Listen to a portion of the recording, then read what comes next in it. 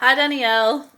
So I haven't watched all the video yet, and I'll do it in segments, but I've watched the first part with the first argument, and I wrote down a few notes. So, from an historian's perspective, there's no evidence for the Book of Mormon. So, from a historian's perspective,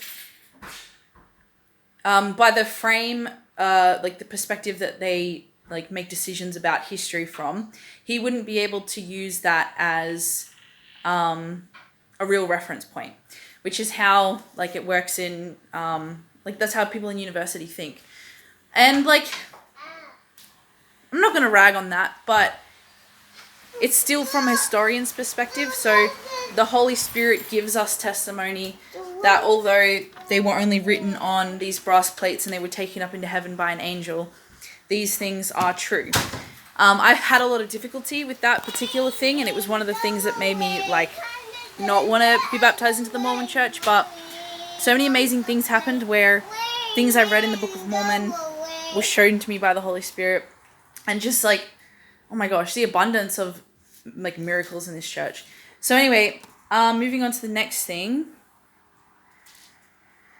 So the Mormon says that from his understanding, things were lost because the way they were written, like copied from one another. So the argument of the non-Mormon against the Book of Mormon is based upon this Mormon guy's perspective, where he says, from my understanding, this is how it changed. Nephi, the prophet Nephi, never actually says how it's going to be taken, those precious things are going to be lost. Jesus, I don't recall anywhere, I'll have to look into it, but I don't recall Jesus saying, write all these things down and put them in a book. He might not have been against that, but the books were not collected in Jesus' time.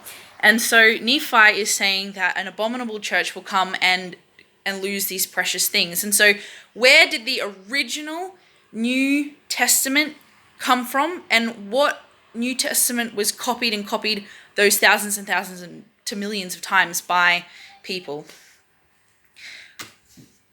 You have to look into who put those first together, because Nephi says it happens after the death of the 12 disciples. And it's after the death of the 12 disciples that this literature is actually collected and then written down.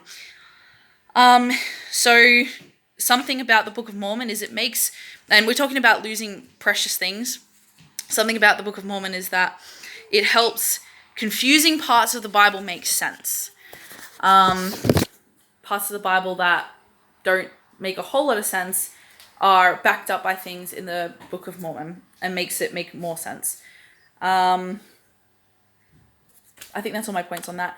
I do understand that these, is there any questions you have to ask about anything I said? Like, did I say anything that didn't quite make sense? So like, I'll just quickly go over my main points again. So from a historian's perspective, he can't use the Book of Mormon as enough evidence, physical evidence, to say that it is true or not true. He doesn't have enough evidence to say that is untrue, but he doesn't have enough evidence to say that it is true. And that's where we look for the Holy Spirit for testimony of whether or not a church is true.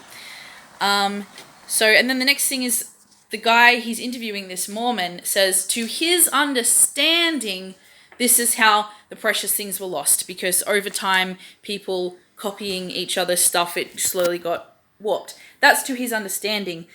Nephi never says how it's going to happen. He says it will happen, and it's going to happen after the death of the 12 disciples. I believe that's correct. The Bible was put together after the death of the 12 disciples.